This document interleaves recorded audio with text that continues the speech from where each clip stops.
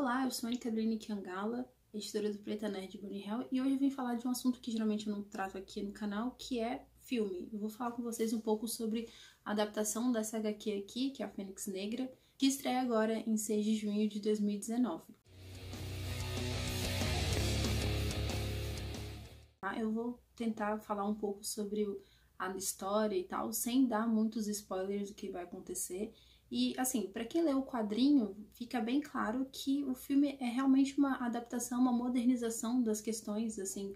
Quando o Chris Claremont escreveu o roteiro, a gente tinha um contexto diferente, discussão sobre feminismo, sobre o empoderamento da mulher, e vocês devem saber que era um roteirista bem inteirado de questões sociais. Então, a questão da mulher sempre estava em voga, assim, principalmente em histórias que atravessam os arcos da Tempestade, e a gente tem esse fabuloso arco da Fênix Negra, que é protagonizado pela Jean Grey. É uma personagem da primeira fase dos X-Men, e que ela era a única personagem feminina e que representava uma feminilidade branca e basicamente era totalmente coberta, era muito sensível, e isso vai mudar um pouco, né? Ela vai funcionar posteriormente, lá para a década de 70 e 80, como uma contraparte, assim. A gente vai ter uma personagem muito importante, como a Tempestade, que vai representar um tipo de feminilidade que é racializada, que é sexualizada, e a Jean Grey, ela é representada de uma forma mais imaculada.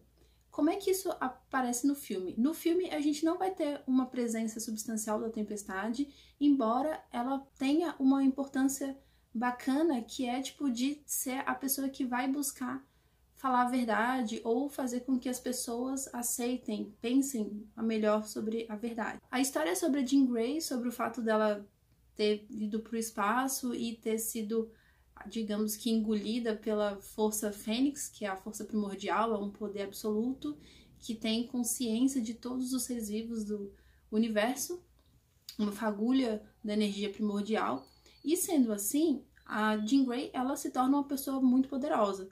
Mas um dos fatos simbólicos mais interessantes sobre essa história, que a gente vê nos quadrinhos também, é que tem uma discussão sobre a forma como mulheres são codificadas, devem agir, devem pensar, devem se relacionar, e qualquer desvio dessas normas de gênero são entendidas como um problema, mas não um problema social, um problema da mulher.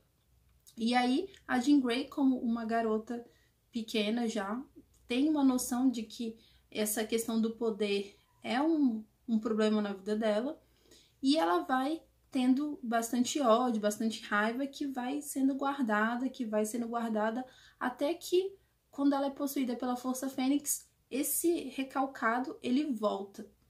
E ele volta de uma maneira bem absurda, bem violenta, bem agressiva, e tomando toda a forma que ela, como uma boa garota, não deveria assumir. Outra parte desse aspecto da Fênix que ela assume é de se tornar mais selvagem dentro do imaginário de personagens como o Scott. Ela já é namorada do Scott, e que é um personagem que está sendo caracterizado como um nerd padrão, assim. E ela representa também as fantasias, os desejos desse tipo de construção imaginária, enfim, que a gente já viu em filmes.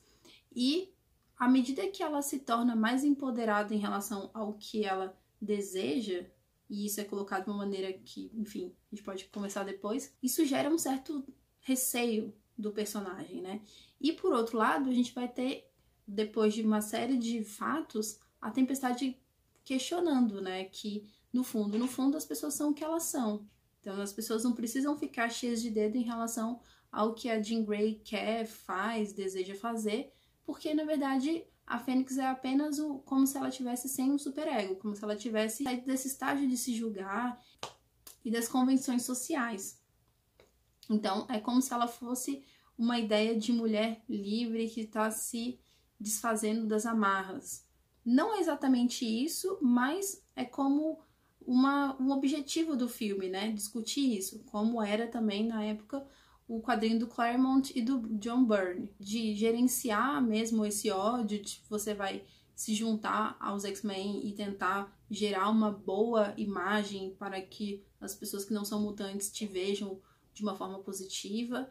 e a outra abordagem do Magneto, que é de separatismo, de buscar um lugar, né, uma genosha, de buscar uma pátria para que você viva com seus iguais e não tenha que lidar com essa questão da alteridade violenta.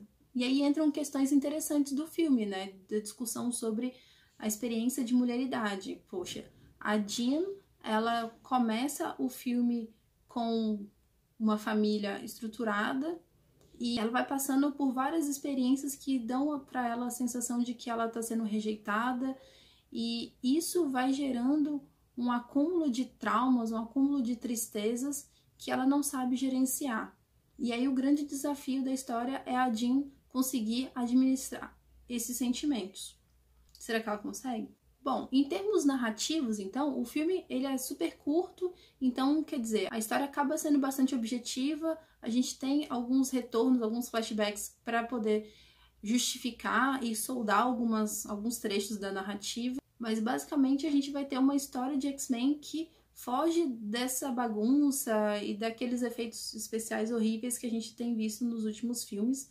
Então, eu acho que o filme vale bastante a pena, não só por esses aspectos visuais, mas também por uma alternativa diferente para um filme de X-Men, muito diferente das expectativas.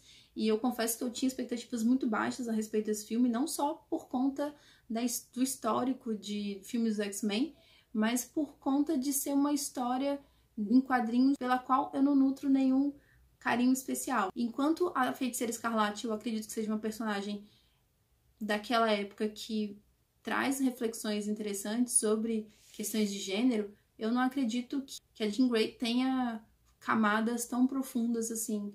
Então ela não é um personagem que me interessa bastante. Apesar de tudo isso, eu achei o filme uma experiência bacana, adorei mesmo, assim, tipo, me diverti. Eu gostei muito mesmo, assim, acho que talvez a personagem que eu mais tenha gostado no filme tenha sido a Mística. Eu acho que a atuação da Jennifer Lawrence trouxe uma dramaticidade para a história que a gente só tinha visto, sei lá, talvez em Logan. É claro que eu não tô comprando o filme a Logan, mas assim, essa questão de dramaticidade, ela dá uma importância para a história, porque convence em relação tanto à atuação dos personagens quanto em relação ao plot mesmo, assim, porque é uma história que ela precisa, para fazer realmente sentido para o que a gente vive hoje em dia, eu acredito que ela precisava mesmo de ter essa atualização. E, no caso, a Jennifer Lawrence como Mística, ela trouxe aquela discussão, aquele tema do sacrifício, né, que é bastante recorrente em X-Men. Enfim, no final das contas, eu acredito que o filme vale bastante a pena, que vocês podem sim assistir o filme sem problemas, principalmente quem tava com expectativas muito baixas, assim, é claro que não é o melhor filme da sua vida, mas eu acredito que vale bastante a pena. Como uma pessoa que usa óculos, eu geralmente não aprecio filmes em 3D, mas eu achei que dessa vez foi interessante assistir o filme em 3D. Tá bem feito, tá? Tipo, os efeitos estão ali, tipo, e justifica de fato a experiência, assim, diferente de alguns outros filmes da Fox em que a gente vai ter o 3D apenas na introdução, em uma ou duas cenas, e no final das contas isso não justifica essa experiência, tipo, na maioria das vezes agradável para pessoas que usam óculos. Então, eu acho que o filme ele vale a pena pela narrativa, por algumas questões que estão colocadas ali, e também pela experiência fílmica em si, assim, de ser um filme que traz uma carga de emoção grande e que surpreende, porque finalmente, desde o primeiro X-Men, eu não gostava tanto de um filme quanto eu gostei desse da Fênix Negra. Então, é isso. E, bom, muito obrigada por ter assistido até aqui. Me conta se você vai assistir, se você tem alguma expectativa em relação ao filme. E em breve eu vou fazer mais conteúdo sobre o filme, aprofundando alguns temas e, claramente, com spoiler. É isso, até o próximo vídeo. Obrigada. Até mais. Tchau, tchau.